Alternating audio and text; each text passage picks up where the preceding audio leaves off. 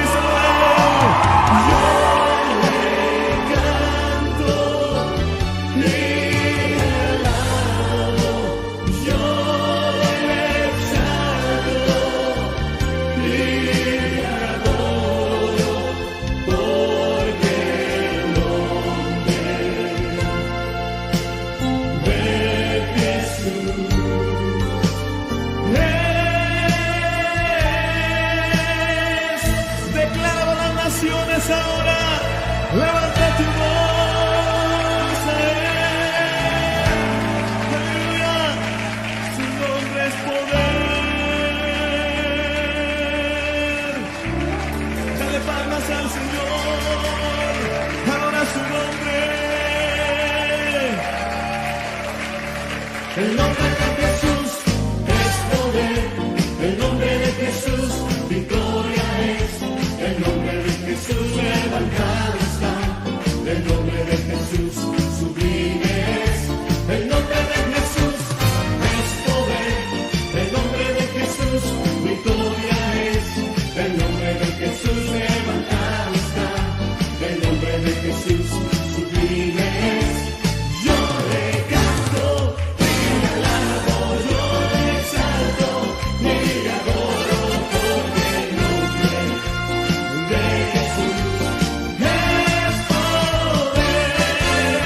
Yo le canto y le alabo, yo le exalto y le adoro, porque el nombre de Jesús es poder. Celebra su nombre. El nombre de Jesús es poder. El nombre de Jesús victoria es. El nombre de Jesús levantado está. El nombre de Jesús sublime es. Una vez más, dice Él. Es poder. El nombre de Jesús victoria es. El nombre de Jesús levantado está.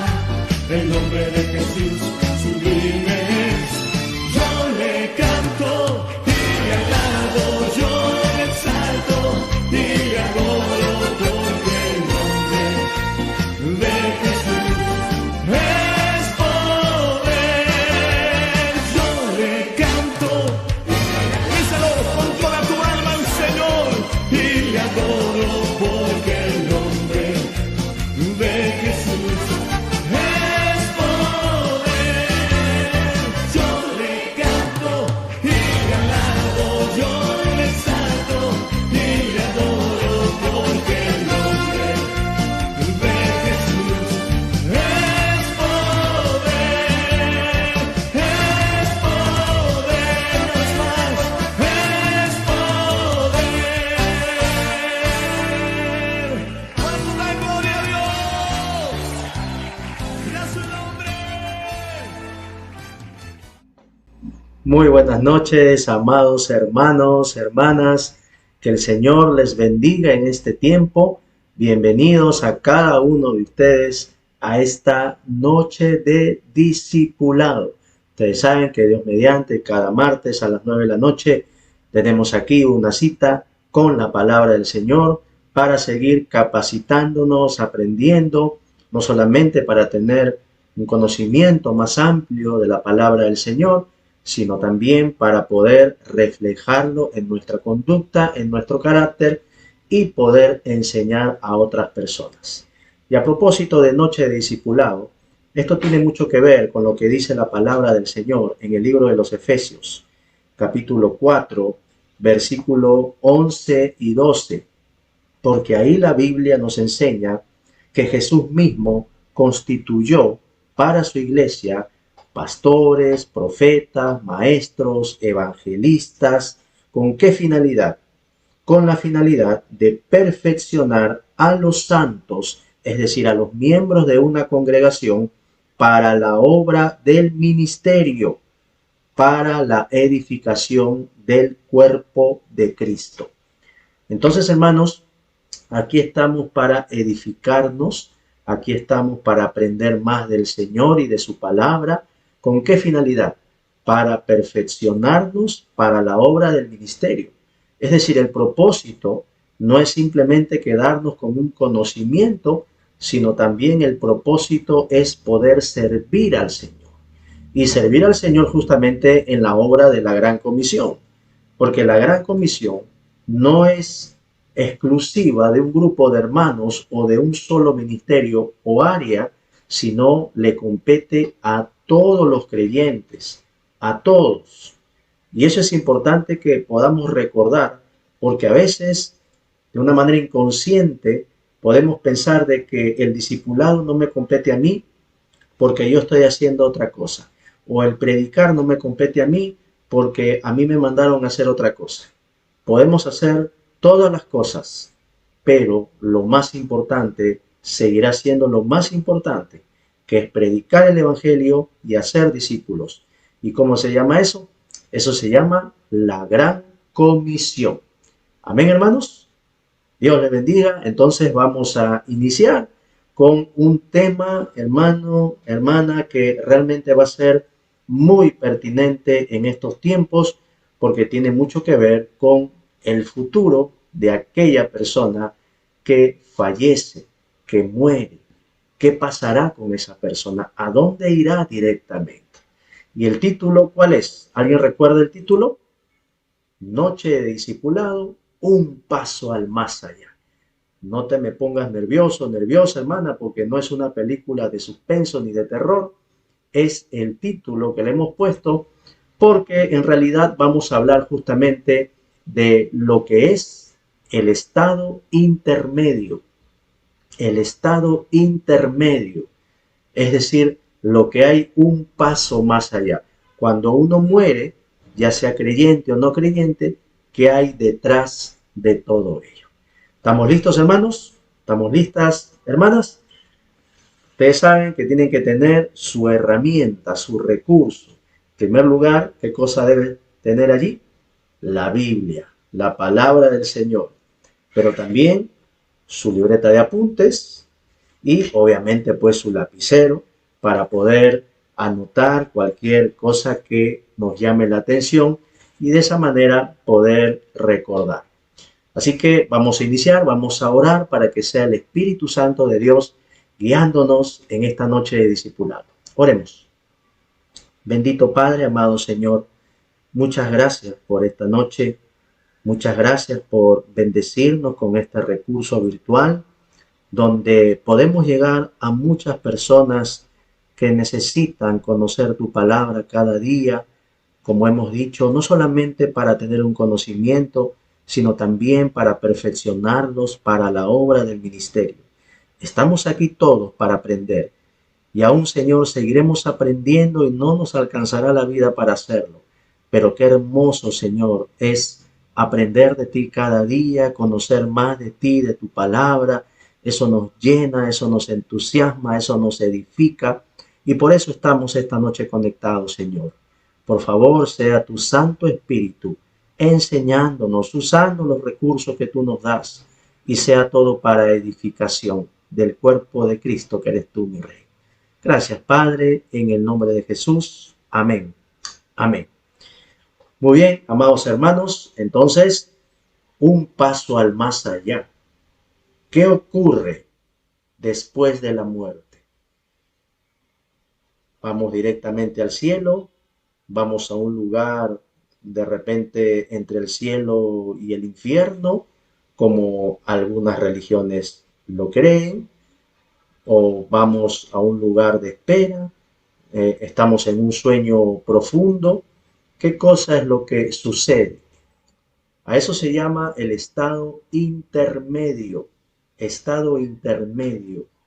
El estado intermedio en el cristianismo se refiere al periodo entre la muerte física y la resurrección final.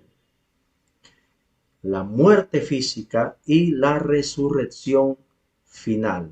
En eso consiste el estado intermedio.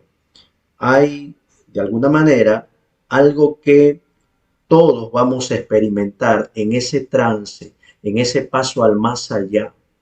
Pero antes de descifrarlo, antes de describirlo, vamos a ver lo que algunas creencias, algunas filosofías piensan acerca de ese estado intermedio. Y seguramente hemos escuchado acerca del purgatorio. Este es un concepto erróneo. El purgatorio es un concepto erróneo. ¿Cuál es el concepto allí del purgatorio? Ustedes pueden leerlo allí. Surgió en el año 1180 y según la Iglesia de Roma, las almas de los que al momento de morir no han sido totalmente purificadas, sino que todavía acarrean la culpa de pecados veniales, deben pasar por un proceso de purificación antes de que puedan entrar al cielo. Este dogma se apoya también en la práctica de la oración por los difuntos y de eventuales indulgencias. Ese es el concepto del purgatorio. ¿Y quién no ha creído eso antes? Yo estoy seguro que la mayoría de los que estamos escuchando esta transmisión, viendo esta transmisión, hemos creído alguna vez que después de la muerte íbamos a tener otra oportunidad para poder ir al cielo, porque supuestamente no nos portamos tan mal. Pero la idea del purgatorio es una teología errónea por completo, que da una falsa esperanza a aquella persona que aquí en la tierra ha escuchado el Evangelio, pero piensa de que puede seguir haciendo lo que quiere, porque cuando muera su familia, sus amigos van a rezar, obviamente previo pago, para que puedan ellos ascender al cielo. ¿Cuánto tiempo estarán en ese lugar? No se sabe.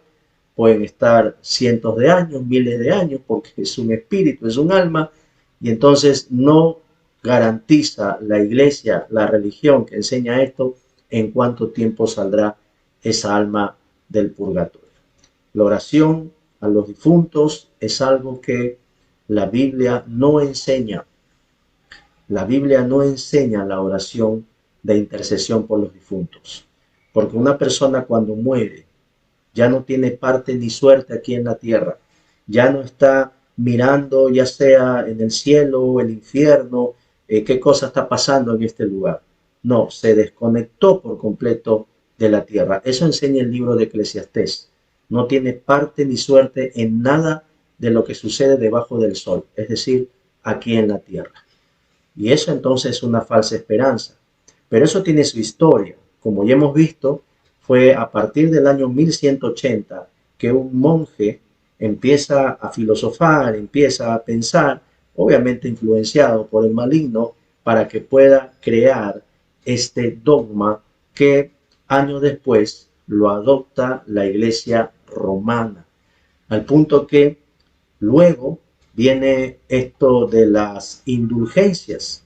Ustedes recordarán que las indulgencias fue algo que inventa la religión para también dar falsas esperanzas a la gente, porque aún en vida la gente podía pagar el precio en dinero, obviamente, por los pecados que había podido cometer, y aún podía asegurar su estadía en el cielo pagando de antemano una cuota para poder entrar a ese lugar.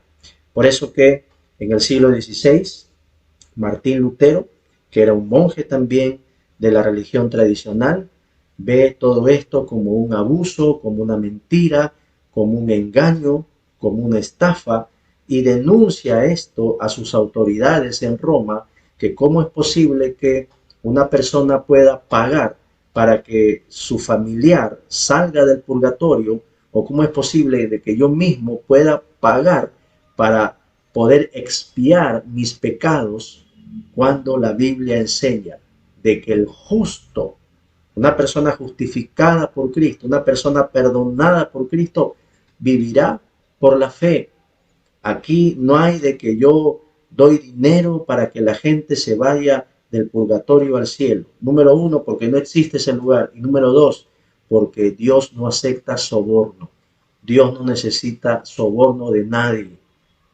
Ahora, esta teología, este dogma de la religión tradicional tiene su origen, tiene aparente sustento este dogma, y lo vamos a ver en 3 versículos. Primero en segunda de Macabeos, capítulo 12, verso 46, acerca de un hombre llamado Judas. Él de pronto se encontró con varios muertos durante una revuelta, y entonces él lo que hace es una especie de ofrenda por ellos, y dice allí: y así hizo expiación por los muertos, para que fuesen absueltos del pecado. Entonces aquí vemos simplemente un suceso que pasó en ese periodo de tiempo antes de la venida de Jesús a la tierra. Ustedes saben, hermanos, que el libro de Según de Macabeos es un libro deuterocanónico, es decir, se escribió después de haber formado el canon bíblico, que son los 66 libros que tenemos en nuestra mano. Y entonces deuterocanónico significa después del canon, cuando ya la revelación había sido cerrada.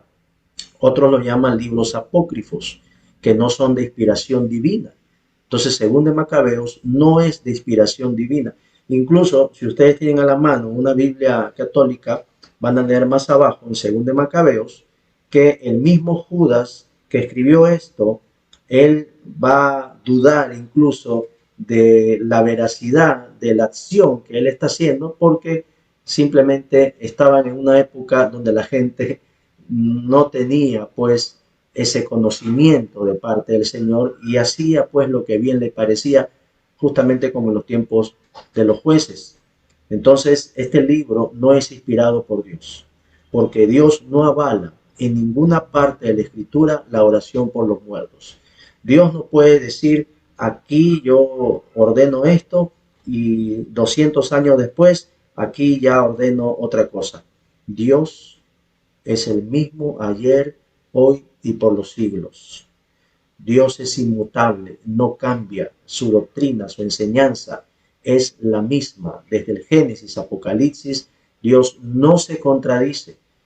No se contradice. Vamos a ver en toda la Biblia la gracia de Dios, la justicia de Dios, la ira de Dios. Vamos a ver la palabra de Dios. El cielo y la tierra pasarán, pero su palabra no pasará. Así que la oración por los muertos, el día de hoy, como lo ha sido siempre, es un engaño. Es un engaño, y aparte que muchos se valen lamentablemente para lucrar con la fe de la gente. Ahora, hermanos, esto realmente nos debe llevar también a una pausa reflexiva en lo que respecta a la religión cristiana, a nuestro campo, ¿no es cierto? En el tema de las indulgencias, porque si en el tiempo de Lutero, en la iglesia de Roma, cobraban para perdonar pecados, hoy en día, hermanos, en muchos templos o sectas, vamos a decir así, evangélicas, cobran no para perdonar pecados, sino para que Dios te bendiga, en los famosos pactos de la prosperidad. Y eso también es una abominación. Eso también es una terrible estafa. Ese es un asalto de un falso predicador que lo único que quiere es lucrar con la fe de la gente. Y lamentablemente hay muchos que caen en ese engaño. ¿Por qué? Porque le falta el conocimiento de la palabra, le falta un discipulado, le falta meterse más en la escritura. Pero también hay otro texto que supuestamente es un aparente sustento del purgatorio. Ese está en Mateo capítulo 5, versículos 25 y 26, lo leo en la traducción lenguaje actual. Si alguien te acusa de haberle hecho algo malo, arregla el problema con esa persona antes de que te entregue al juez. Si no, el juez le ordenará a un policía que te lleve a la cárcel. Te aseguro que no saldrás de allí sin que antes pagues hasta la última moneda que debas. Ese es otro aparente sustento que usa la religión tradicional para avalar el purgatorio. Pero hermanos, nosotros vemos el contexto y no habla de un juicio, no habla de una posición después de muerta la persona, sino está hablando simplemente de una riña, de una trifulca, de una discusión, de un pleito. Si una persona te hace algo malo, arregla cuanto antes ese problema. Es decir, no se queden enojados, no estén así como decimos con esa bronca. No, eso está mal. Arregla tu problema. No vaya a ser que dependiendo del pleito, dependiendo de la discusión, la otra persona te ponga una denuncia y entonces vayas a parar a la cárcel. De eso se trata nada más. No está hablando de un purgatorio, no está hablando de una oportunidad que uno pueda tener, donde tú vas a estar en esa cárcel y tengas que pagar hasta el último centavo para que te saquen de esa cárcel y vayas al paraíso. No está hablando de eso. La Biblia no se va a contradecir en absoluto. Pero también hay otro aparente sustento para este dogma del purgatorio. En 1 Corintios capítulo 3, versículo 15, el apóstol Pablo va a decir: si la obra de alguno se quemare, él sufrirá pérdida, si bien él mismo será salvo, aunque así como por fuego. Esto también representa algo que no avala el purgatorio, porque de nuevo hay que ir al contexto, hay que leer todo el capítulo, y si uno no encuentra ahí en todo el capítulo, hay que leer todo el libro. Pero en este caso, alrededor de ese capítulo, alrededor de este texto, está hablando del juicio del creyente en el tribunal de Cristo. Este juicio no va a ser para ver si se salvó o no se salvó, va a ser el juicio de sus obras. Si después de haberte convertido, ¿qué hiciste con tus dones? ¿Qué hiciste con tu talento? ¿Cómo manejaste tu mayordomía? Si lo que hiciste fue para la gloria de Dios o porque quisiste figurar. Entonces, todas esas obras van a pasar por el fuego de la prueba. Y entonces, como Dios discierne los corazones y las intenciones que tenemos, si hicimos una gran obra donde todo el mundo nos aplaudió y supuestamente todos pensaron, uy, gloria a Dios, es un varón de Dios, ¿no? Pero de repente yo lo hice porque me gusta vanagloriarme, porque me gusta figuretear, y con el cliché para la gloria de Dios, pero lo hice para que me vean. Y entonces eso puede ser una buena obra aquí, pero va a pasar por el fuego y va a ser algo que Dios no amerite para ti, para mí, una recompensa. Entonces de eso se trata. Nuestras obras van a ser pasadas por el fuego. Y gracias a Dios que no somos salvos por obras. Por eso dice que así serás salvo, así como por fuego, pero con relación a las obras, no a la salvación que viene por medio de Jesucristo. Entonces, hermanos, estos textos pueden confundir a cualquier persona en el sentido de que puedan pensar de que pueden tener una nueva oportunidad después de la muerte, pero no es así. Después de muerto ya no hay ninguna oportunidad de ir al cielo o de ir al infierno, menos aún de un lugar ficticio llamado purgatorio. Vuelvo a repetir, hermanos, y con el permiso que me otorga la palabra del Señor, la autoridad que nos otorga la palabra del Señor, no existe el purgatorio. Ese es un engaño, esa es una estafa, eso lamentablemente mucha gente está pagando para que su familia pueda ascender al cielo cuando la salvación la tienen que obtener aquí en la tierra, en ningún otro lugar. Amén, hermanos. Y lo digo obviamente con mucho amor. Si hay una persona de la religión tradicional que me esté escuchando, mira lo que dice la palabra del Señor. Y aquí viene la refutación bíblica. Hebreos capítulo 9, versículo 14, en la Nueva Traducción Viviente. Imagínense cuánto más la sangre de Cristo nos purificará la conciencia de acciones pecaminosas para que adoremos al Dios viviente, pues por el poder del Espíritu Eterno, Cristo se ofreció a sí mismo a Dios como sacrificio perfecto por nuestros pecados. ¿Qué quiere decir esto, hermanos? Que basta la sangre de Cristo para purificarnos, para limpiarnos, para hacernos aceptos delante del Padre. Es la sangre del Cordero, hermanos. No es nuestra sangre, no son nuestras obras, no son nuestros méritos. Es la sangre de Cristo que nos ha limpiado, que nos ha lavado, que nos ha purificado, de tal forma que ya nosotros no tenemos que purgar nuestras propias faltas en un lugar imaginario. No, porque imagínate, hermano, imagínate, hermana, en el supuesto caso que hubiera un purgatorio, vamos a ese lugar. Número uno, no sabemos cuántos siglos estaremos allí. Y entonces ahí nos vamos a quemar, vamos a sufrir martirio, vamos a, entre comillas, purificarnos. Entonces estamos nosotros pagando un precio por ello. De tal forma que cuando estemos en el cielo, pensando en este dogma, entonces yo voy a decir, bueno, estoy aquí en el cielo porque me lo gané.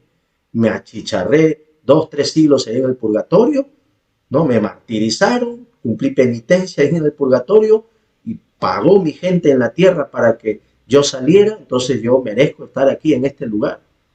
Pero la Biblia dice que no es por obras, es por la fe en el Señor. Entonces la sangre de Cristo es la que nos limpia, es la que nos purifica, y de eso se trata la fe.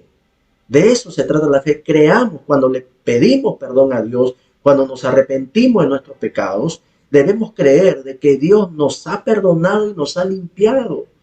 Ya nadie tiene por qué acusarnos y aún así nos acuse. La Biblia dice, ¿quién acusará a los escogidos?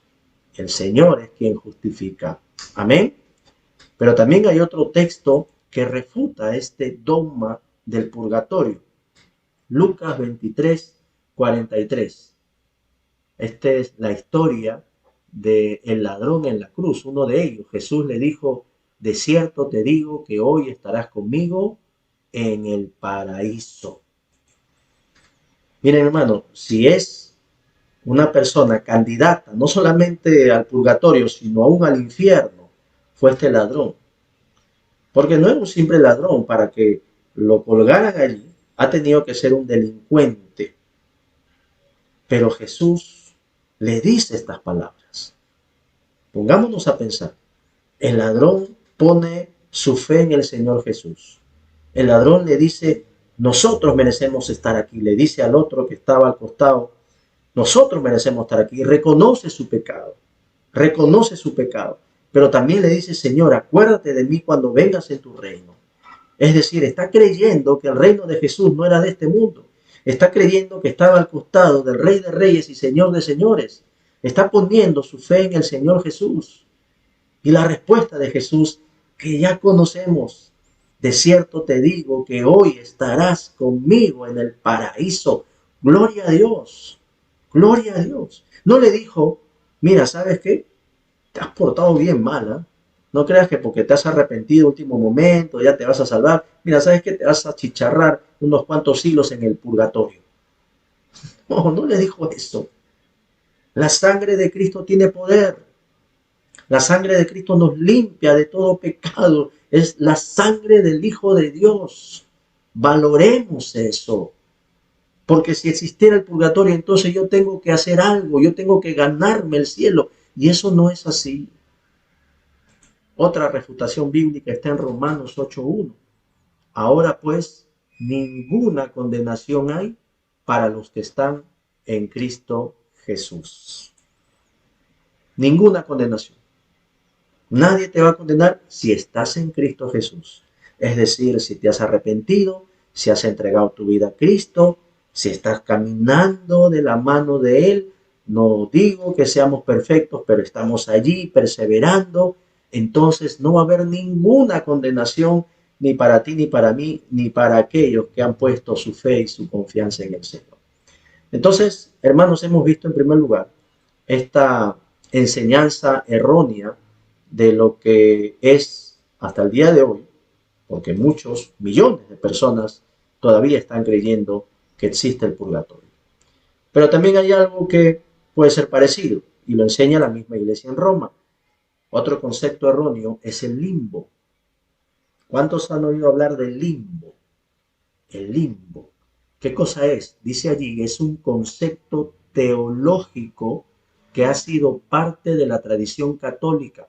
Históricamente se ha utilizado para describir un estado intermedio donde las almas de los niños que mueren sin bautizar, así como las almas de aquellos que murieron antes de la venida de Jesucristo, pueden existir. Ese es el famoso limbo, ¿no? Recuerdo cuando uno estaba más pequeño, uno escuchaba, ¿no? Tienes que bautizar a tu hijo porque si se muere se va a ir al limbo, ¿no? O tienes que bautizarlo inmediatamente porque si no los duendes se lo llevan, ¿no? Y tienes que ponerle su cintita roja y todo lo demás. Todo lo que hace el diablo para asustar, para atemorizar a la gente, hermano. Que el Señor reprenda al maligno. Porque el limbo también es una mentira. Es una mentira. Sobre todo tratándose de los niños. Un niño en estado de inocencia. Imagínate un niño en estado de inocencia o aún en el vientre de su madre porque fue concebido. Es una vida. De pronto se encuentre en un lugar oscuro, en un lugar de tinieblas y pregunte, ¿qué hago aquí? No, si es inocente. No ha cometido una falta en el sentido de haber nacido y haber pecado a propósito. Y todavía esta doctrina, este don me enseña que allí también estaban las almas que murieron antes de la venida de Jesús. Es decir, allí estaba Abraham, estaba Jacob, estaba Isaac, estaba el rey David, estaba Noé, los profetas, todos aquellos que nosotros conocemos en el Antiguo Testamento y que murieron por la fe en el Señor, ellos se fueron al limbo. Qué mentira tan terrible, hermanos.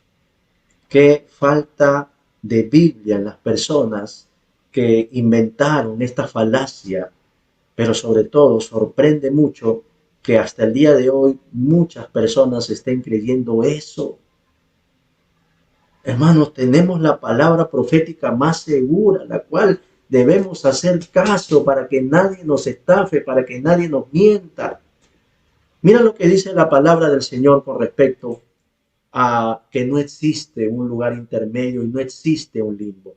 Según de Samuel 12:23, traducción lenguaje actual, David estaba orando para que su hijo pueda sanar, el hijo que tuvo con Betsabé, el primer hijo, pero lamentablemente falleció.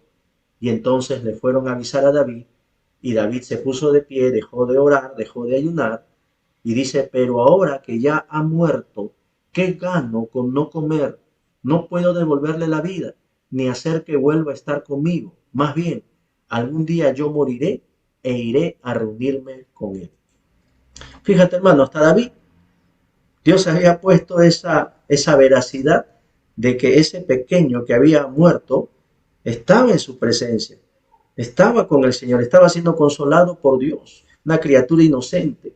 Y David está diciendo, yo sé de que yo voy a ir a él no va a poder regresar a mí. Es decir, David estaba consciente de que por su fe en el Señor, aun a pesar de los errores que cometió, pero se arrepintió, él iba a volver a ver a su niño, iba a estar en ese lugar con el Señor. Pero también en Mateo capítulo 19, verso 14, Jesús dijo, dejad a los niños venir a mí y no se lo impidáis, porque de los tales es el reino de los cielos. El reino de los cielos le pertenece a los niños y a los que son como niños, porque un niño cree todo lo que su papá le dice, hermano. Ya cuando uno va creciendo, uno se vuelve incrédulo ya. Pero Jesús está diciendo allí, dejen que los niños vengan a mí, no se lo impidan, porque de los tales es el reino de los cielos.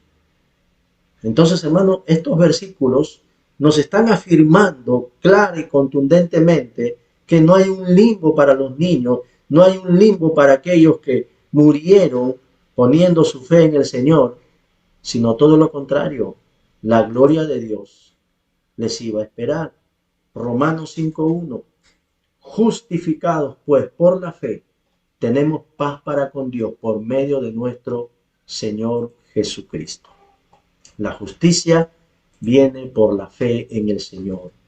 Cuando tú y yo ponemos nuestra fe en el Señor, y esta palabra fe no es solo un tema intelectual, tiene que ver con la fidelidad, de que yo pongo mi fe y mi esperanza en el Señor, en su palabra, y por ello entonces yo le sigo a Él.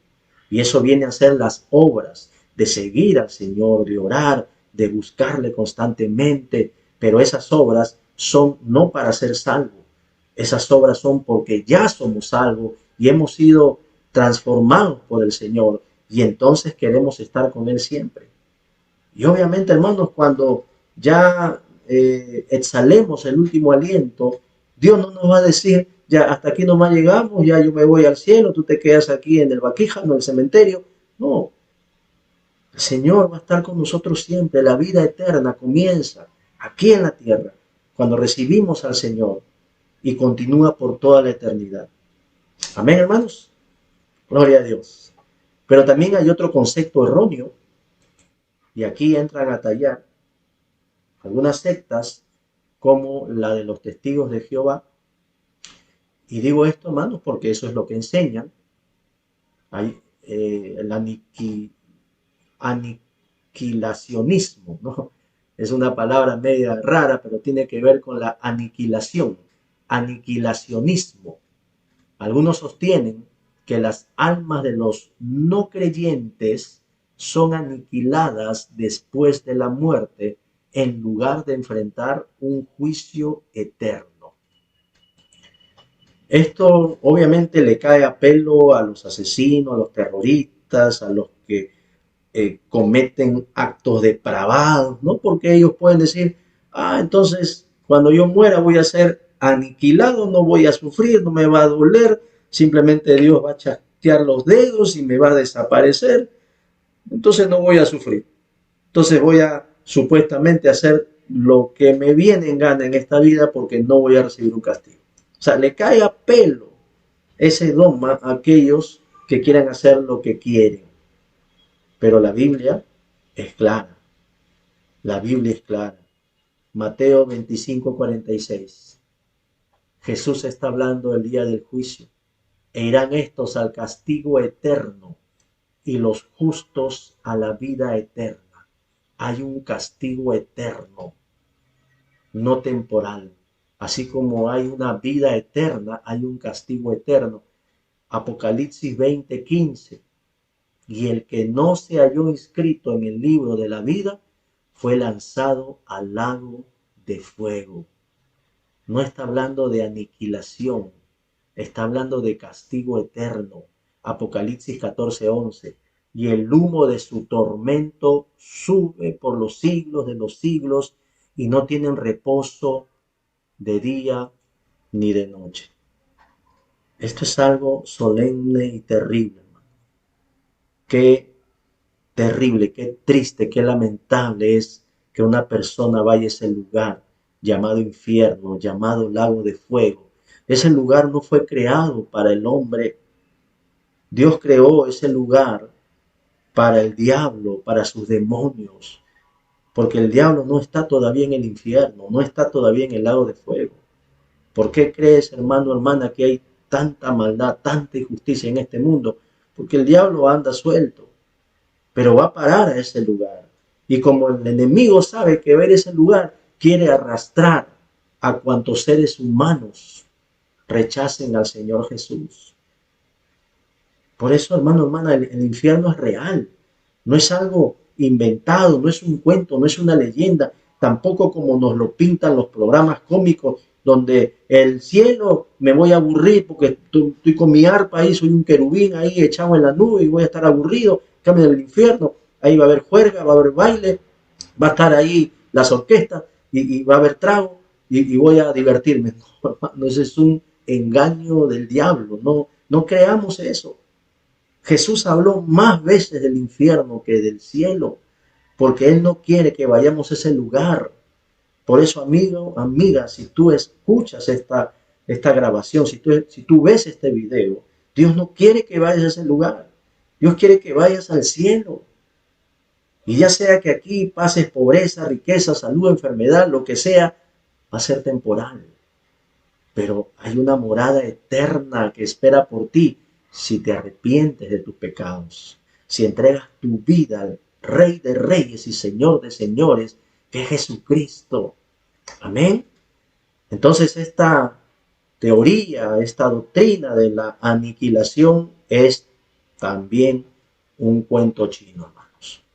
Pero hay otra más, otro concepto erróneo, y esta es la intercesión de los santos.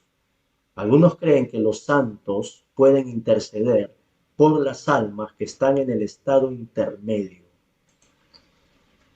Bueno, la mayoría de nosotros hemos salido de ese contexto donde todavía tenemos seguramente familias, seres queridos que están creyendo en eso. Ahora, aquí nosotros no buscamos que criticar las creencias de los demás, se respeta. Lo único que hacemos es dar la palabra del Señor que contradice justamente esas creencias, y cada quien debe estar consciente de tomar la decisión de seguir haciendo lo que la tradición le ha enseñado o aceptar la verdad que hace libre de cualquier error.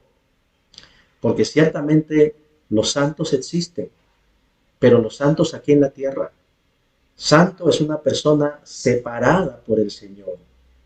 Esta palabra tiene una connotación desde el Antiguo Testamento, cuando los utensilios que usaban los sacerdotes en el templo de Jerusalén estaban separados solamente para uso dentro del templo y para el Señor. Ningún sacerdote podía llevar un vaso ceremonial, un plato o cualquier utensilio a su casa, porque eso ya estaba separado para el Señor. Eran santos. Pero en este tiempo Dios no santifica objetos. Dios hace santos a las personas. ¿A quiénes? A los que se han arrepentido, a los que han creído en Él. Y entonces Dios los separa. Ya son santos, no perfectos, son santos, y empiezan el proceso de santificación que termina con la muerte, y en el cielo ya seremos perfectos. Pero claramente la Biblia enseña que no hay ser humano, por más bueno que haya sido, y aún así esté en el cielo por la gracia de Dios, no por obras, pero esté en el cielo, no hay ningún ser humano que pueda interceder delante de Dios en favor de otras personas que están en la tierra. No lo hay, hermanos, no lo hay, porque la Biblia lo enseña. Fíjate lo que dice la palabra del Señor, 1 Timoteo 2:5. Porque hay un solo Dios y un solo mediador entre Dios y los hombres. ¿Quién? ¿Quién es, hermano? Jesucristo hombre. Un solo mediador, nadie más. Si hay un solo Dios, porque no hay otro, hay un solo mediador. ¿Por qué me busco otros? Alguien va a decir, no, pero yo también le pido a esta persona, yo tengo fe en este santo, yo tengo fe en esta persona porque intercede por mí. Incluso también a un seres queridos, familiares, ¿no? Mi abuelito, mi papá, mi mamá desde el cielo me está mirando y me está cuidando. Suena realmente bien, pero lamentablemente para la persona que cree, no es así. ¿Por qué razón? Porque si nuestros seres queridos supuestamente nos vieran desde el cielo y nos cuidaran, ¿qué pasaría con ellos cuando nos ven llorando, cuando nos ven en problemas, cuando nos ven que están a punto de asaltarnos o de hacernos daño y ellos no pueden hacer nada? ¿Cómo estarían? Estarían en angustia, estarían tristes. Ya no sería cielo para ellos. ¿Y cómo es posible que una persona que esté en el cielo pueda interceder por otras delante de Dios? Tendría que ser una persona omnipresente. Porque imagínense que 100 personas aquí en Callao estén orando a un santo o a una virgen, estén orando, pero de repente en otra provincia estén orando 1000 personas y en otra región estén orando 10.000 personas y en otro país estén orando 1.000.000 de personas en ese mismo momento de manera simultánea, ¿cómo va a ser ese santo, esa virgen para escuchar tantas oraciones a la vez? Tendría que ser omnipresente. Y ese es un atributo que solamente lo tiene ¿quién? Lo tiene Dios. Entonces, amigo, amiga, hermano, hermana, los santos que interceden son los santos que están aquí vivos en la tierra cuando oramos los unos por los otros. Pero cuando ya partamos a la presencia del Señor, no vamos a interceder por nadie, vamos a gozarnos en el Señor, vamos a estar con Él para siempre. Así que la Biblia es contundente en afirmar esto. La Biblia dice que hay un solo mediador, que es Jesús, nadie más. Entonces, estamos poniendo aquí una base bíblica, pero también el uso de la razón de que no es posible que una persona pueda estar en muchos lugares a la vez, a no ser que sea una divinidad. Pero la Biblia dice que hay un solo Dios. Amén, hermanos. Y también va a ser importante ver que hay otro concepto erróneo con respecto al estado intermedio, que pasa después de la muerte. En algunas culturas, en algunas religiones, mayormente orientales, creen en la reencarnación. Algunas personas creen en esto y este estado intermedio involucra la reencarnación, donde el alma vuelve a nacer en otro cuerpo para continuar su evolución espiritual. La reencarnación, muy diferente a la encarnación cristiana. La encarnación sí es bíblico, porque Dios se encarna en una persona, es decir, se hace carne, se hace un ser humano. Eso es la encarnación. Pero la reencarnación es una doctrina satánica, porque hace creer a millones de personas en el mundo de que cuando mueren van a tomar posesión de otro cuerpo y dependiendo también cómo uno se ha portado aquí en la tierra. Porque si una persona se ha portado mal y ha sido alguien que ha hecho cosas terribles y abominables, entonces lo más probable, según esta creencia, es que se reencarne pues en una cucaracha, en una rata. Por eso que en la India, por ejemplo, no matan a las cucarachas, no matan a las ratas, porque dicen, no, estás matando, estás cortando el ciclo de la reencarnación. Allá las vacas son sagradas también. Pero si una persona se portó bien, entonces de repente se reencarna pues en un príncipe, en un rey. O sea, esa es la creencia, hermano. Fíjate, hermano, hermana, amigo, amiga, cómo el enemigo le ha puesto ese chip en la cabeza de los seres humanos al punto que creen esas barbaridades y no creen lo que es la palabra infalible del Señor. Por eso es importante compartir esta verdad. Por eso es importante decirle a la gente, hay un solo Dios, es Jesucristo, Él es el único que puede salvar, el único que puede perdonar, el único que nos ama, el único que dio su vida por nosotros, el único que murió pero resucitó al tercer día y ahora está sentado a la diestra de Dios Padre, intercediendo por nosotros. Y nunca nos va a dejar, nunca nos va a desamparar.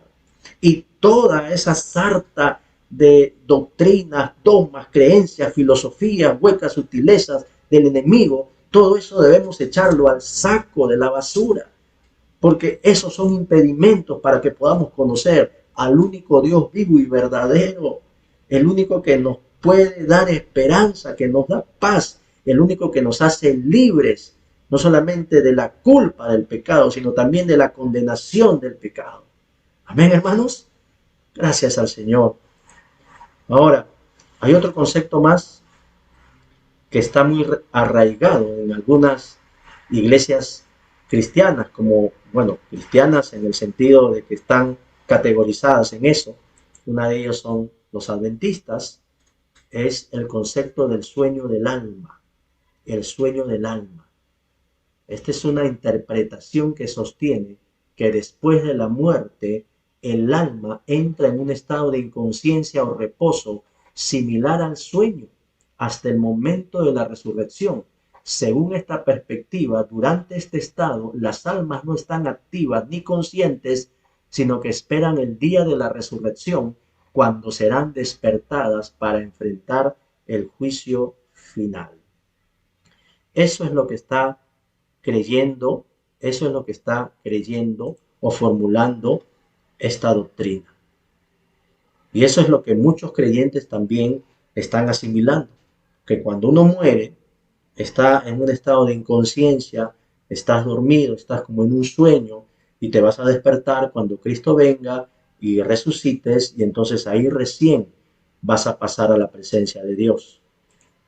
Y entonces hay gente que lo sustenta con estos versículos que vamos a ver. Juan 11, 11, 14.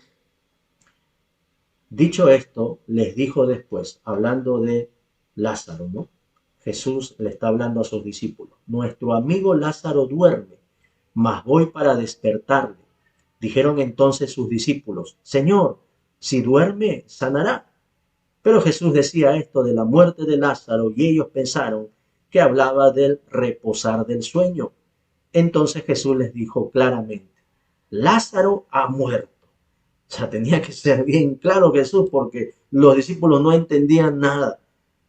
Y en 1 Corintios 15:51, Pablo dijo, he aquí os digo un misterio, no todos dormiremos, pero todos seremos transformados. Esta palabra dormir se usa aún desde el Antiguo Testamento, pero no se refiere a un sueño literal, se refiere a un descanso del cuerpo, porque el cuerpo ciertamente va al cementerio a descomponerse. Entonces el cuerpo ya descansa de todo el trabajo, ya no, ese cuerpo tiene que morir obviamente para que de ese cuerpo el Señor haga un cuerpo resucitado y glorificado. Es como el grano de trigo que tiene que caer y morir para poder dar fruto. Pero este es un término que se usa entre los judíos para señalar a una persona que muere poniendo su fe en el Señor, pero duerme. Ahora, ¿cómo podemos refutar esto? ¿Cómo es que estamos aquí tratando, ¿no? Alguien puede pensar, tratando de maquillar esta doctrina? No es así. Fíjate lo que dice la palabra del Señor como refutación bíblica, Filipenses capítulo 1, versos 23 y 24. Dice la Escritura, porque de ambas cosas estoy puesto en estrecho, teniendo, esto habla el apóstol Pablo, teniendo deseo de partir y estar con Cristo, lo cual es muchísimo mejor, pero quedar en la carne es más necesario por causa de vosotros. Fíjate bien, hermano, lo que dice acá. Pablo está en una especie de encrucijada. Él tiene deseo de partir para estar con Cristo, lo cual es mucho mejor. Es decir, Pablo estaba consciente de que si moría, iba a estar muchísimo mejor en un estado consciente con el Señor. Porque si no fuera así, entonces, ¿cómo yo voy a percibir esa mejoría? Porque cuando uno duerme, no sientes nada, no sabes dónde estás de alguna manera, no percibes nada. Pero Pablo está diciendo, yo voy a estar mucho mejor si muero. Pero la disyuntiva de Pablo era, yo preferiría irme, pero por causa de ustedes es necesario quedarme un poquito más.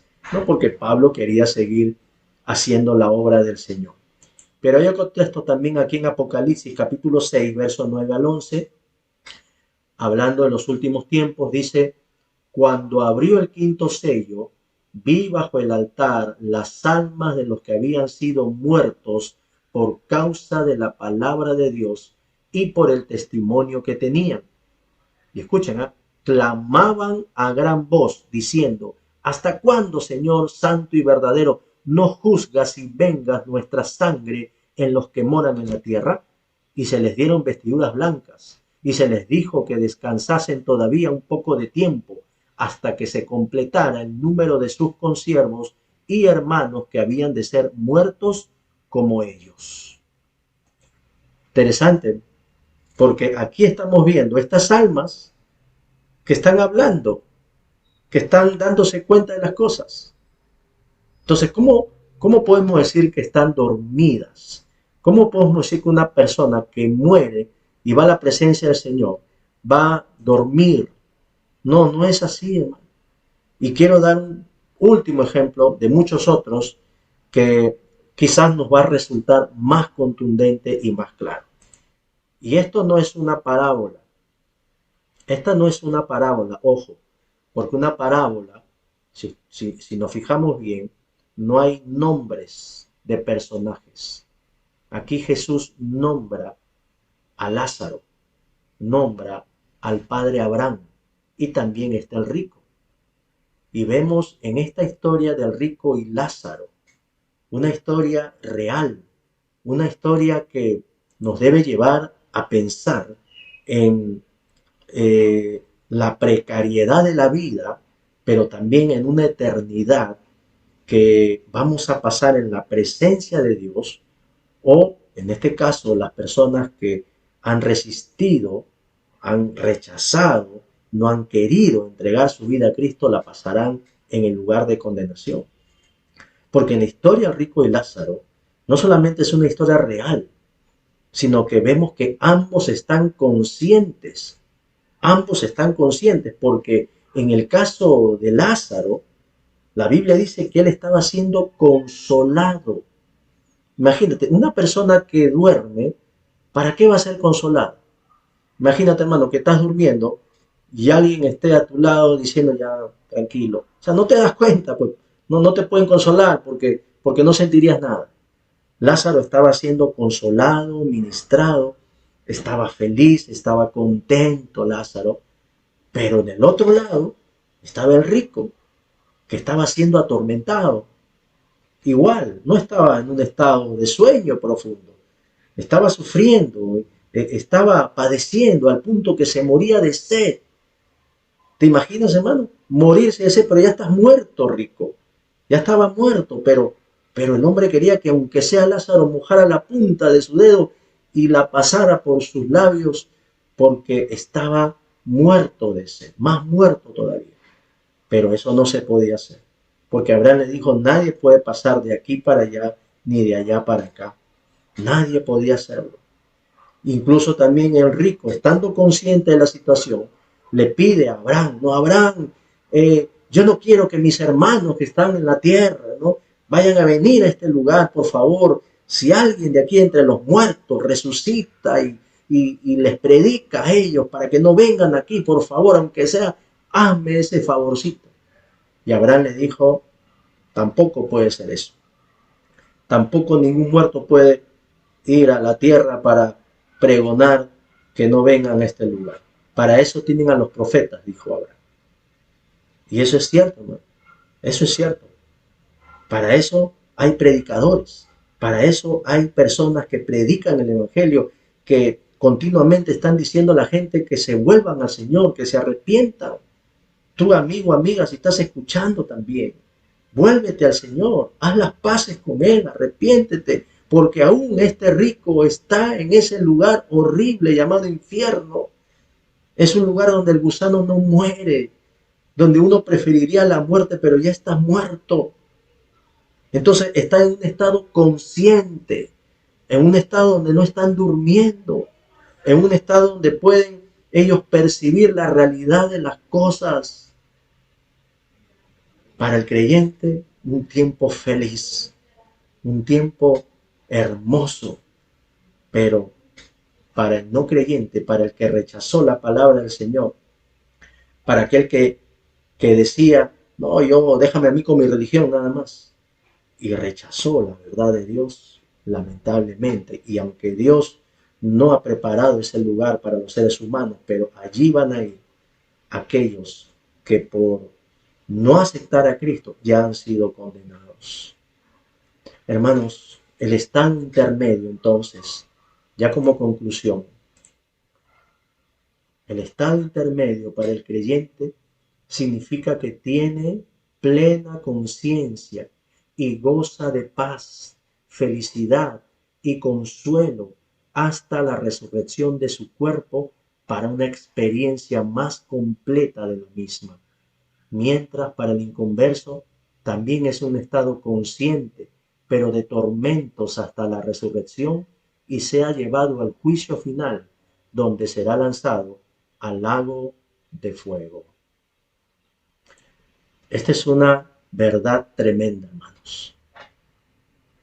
Los creyentes, los que han puesto su fe en el Señor, los que han sido fieles a Él, cuando mueran, el cuerpo se queda aquí en la tierra, va a sufrir una descomposición, pero su alma, su espíritu estará en la presencia del Señor, en un estado consciente, esperando que Jesucristo vuelva por segunda vez, y entonces los cuerpos muertos, los cuerpos descompuestos, y no me digan cómo es eso, Dios es Dios, Dios de la nada hizo todo, pero Dios de allí, esa va a ser esa semillita que de allí va a salir un cuerpo resucitado, un cuerpo glorificado, y ese es el cuerpo que el Señor nos va a dar, y estaremos en una plenitud allí en la presencia del Señor.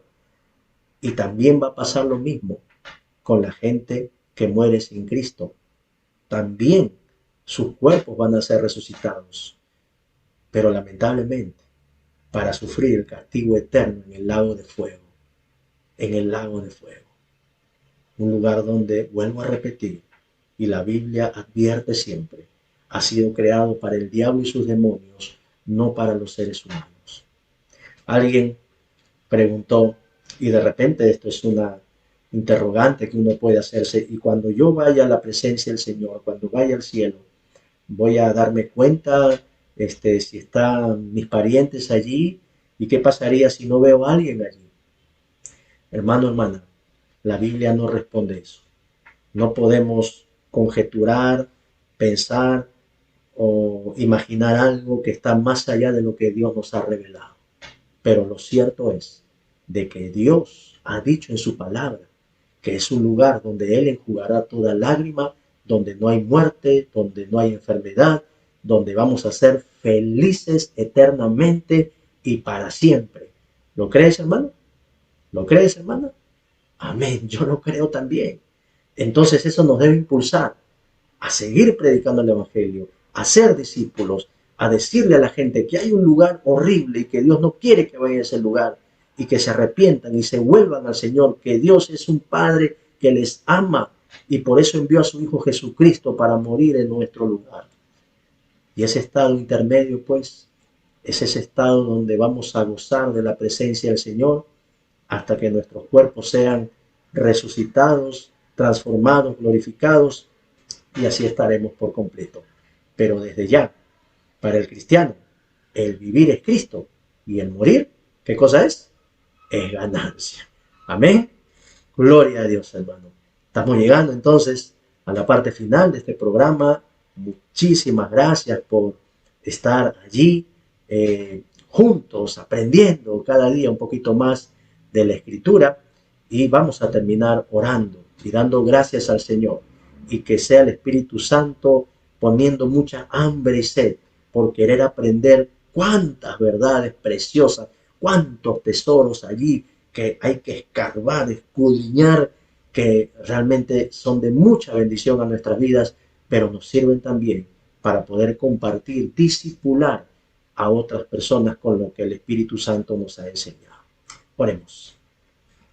Amado Dios, te damos gracias y toda la gloria y la honra a ti, amado Padre Celestial, porque tú eres nuestro Maestro, tú eres quien nos enseña, tú eres quien nos ayuda en nuestra debilidad, y te damos gracias porque tenemos esta esperanza bienaventurada, Señor, de que con la muerte no acaba la vida, porque tú no eres un Dios de muertos, tú eres un Dios de vivos, Señor.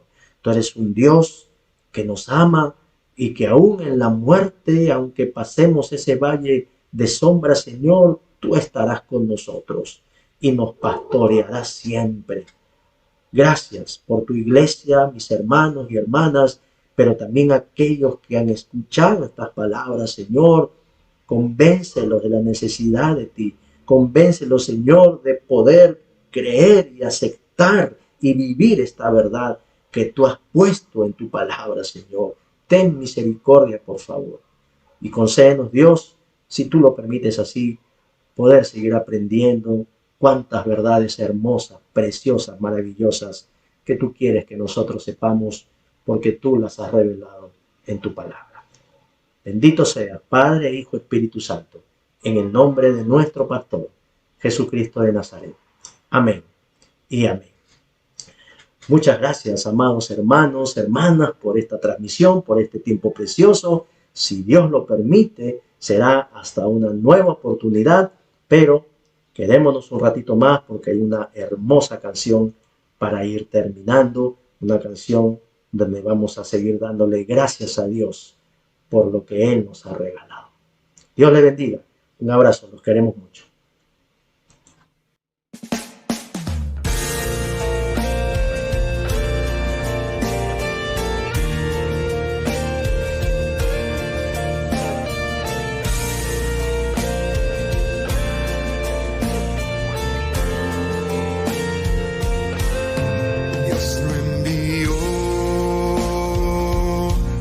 Se llama Cristo,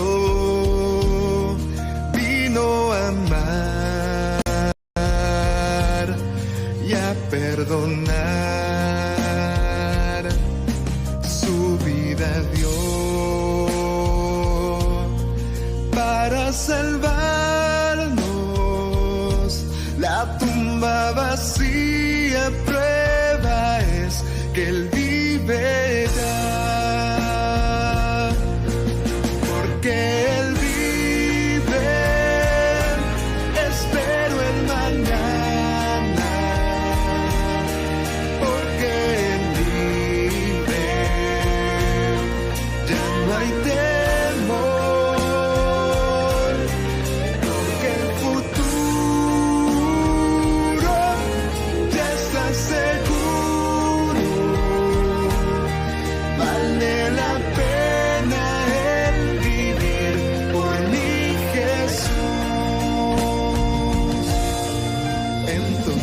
Yo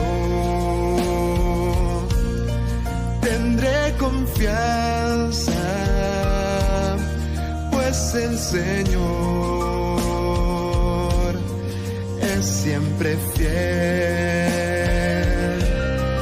Él cambiará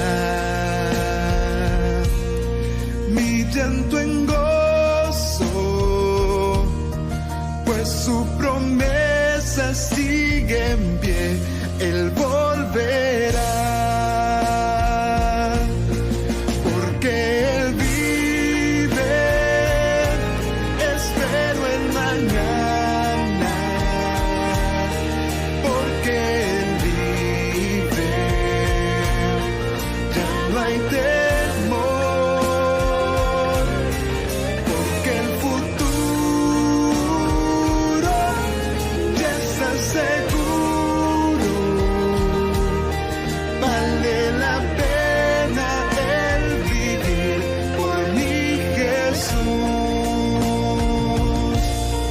Yo sé que un día el río cruzaré con el dolor, batallaré y al ver la vida triunfando en gozo, veré la luz eterna y veré a mi Rey, porque Él vive, espero el mañana, porque Él vive, ya no hay temor, porque el futuro ya está seguro. Vale la pena el vivir por mi Jesús.